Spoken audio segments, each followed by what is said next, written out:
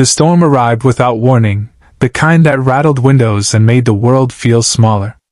Wind screamed through the cracks of the old house, and thunder rolled so close it felt personal. Inside, Anna held her shawl tighter around her shoulders, standing in the dim hallway of the home she once shared with her husband.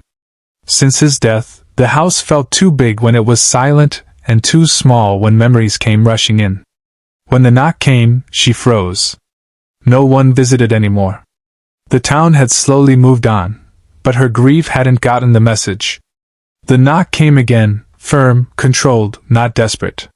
She opened the door just enough to see a tall man soaked by the rain, his posture rigid, his presence calm in a way that didn't match the storm behind him. He introduced himself simply as Daniel.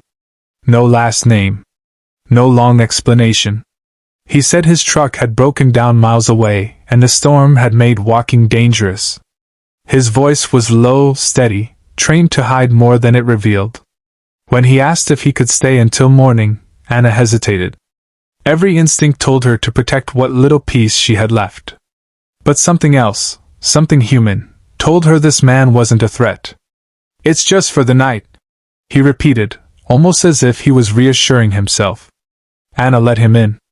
As the fire crackled, Daniel sat with his back to the wall, eyes scanning the room without appearing to.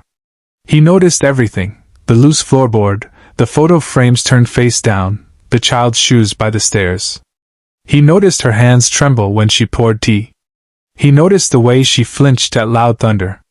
Anna noticed his scars. Not the obvious ones, but the quiet kind. The way he stared into the fire like it was showing him something only he could see. The way he woke suddenly when a branch scraped the window, already on his feet, breathing hard. She didn't ask questions. She knew what it was like to carry pain that didn't want to be spoken. Over the course of the night, small truths slipped out. Anna spoke of her husband, lost overseas, declared a hero but buried too far away to visit. She spoke of raising her son alone, of fear disguised as strength, of nights spent pretending she wasn't breaking. Daniel listened. He always listened. When he spoke, it was careful, about traveling, about being between places, about needing one quiet night.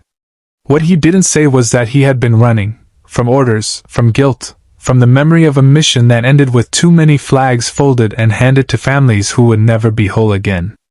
At dawn, as the storm eased, Daniel stood by the door. He thanked her. He meant it more than she knew. She watched him walk away, unaware that the truth he carried was heavier than the pack on his back, and that fate had not finished with either of them. 3 weeks later, when Anna heard boots on her porch again, her heart stopped. Because this time, the man at her door wasn't asking for shelter. He was there to face the truth, and change everything. Daniel returned thinner, quieter, and haunted in a way that frightened her.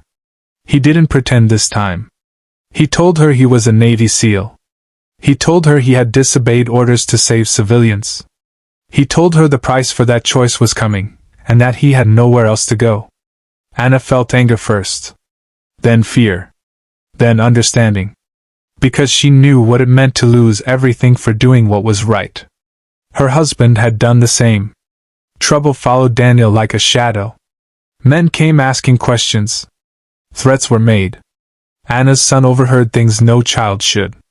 For the first time since her husband's death, Anna had to choose between hiding and standing firm. And this time, she chose to stand. Together, they faced the storm, not the one outside, but the one that tests the soul. Daniel protected not with violence, but with sacrifice. He turned himself in when it meant keeping Anna and her son safe. He faced judgment with his head held high, finally at peace with the man he had become. Months passed. Letters came. Then one day, Daniel came back, cleared, changed, lighter. He didn't ask to stay the night. He asked to stay for life. Anna understood the truth now.